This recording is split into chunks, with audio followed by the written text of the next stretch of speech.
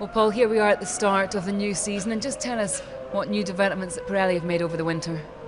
Well, you know, at the end of last year we were, if anything, slightly being criticised for being a bit conservative, which was strange after the start we had. So we had to make some changes to the slick tyre in particular. We've got 3 new compounds. We've got a new hard, medium and soft tyre, much more aggressive, softer in the direction of performance. A new profile, which gives a larger footprint.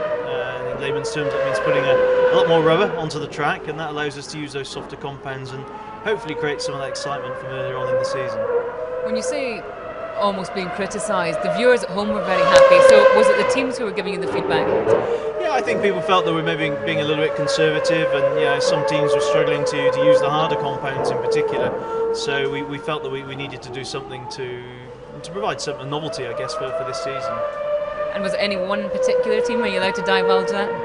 Well, I mean, a lot of people were saying to us that there was a red car in particular that was suffering with harder compounds, but in reality, it's probably only a couple of teams that managed to get those harder compounds working. And from the feedback we've had here already, the warm-up times for the harder and soft compounds are much reduced, 2 laps, something like that, and that seems to be pleasing more of the teams this year.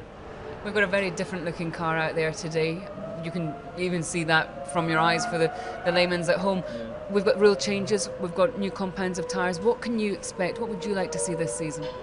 Well, I think we'd all like to see closer racing at the front. I think it was fascinating what we saw in the midfield last year, when you saw what was going on with Force India, Sauber and Toro Rosso and Mercedes to an extent, and what was then the Renault team.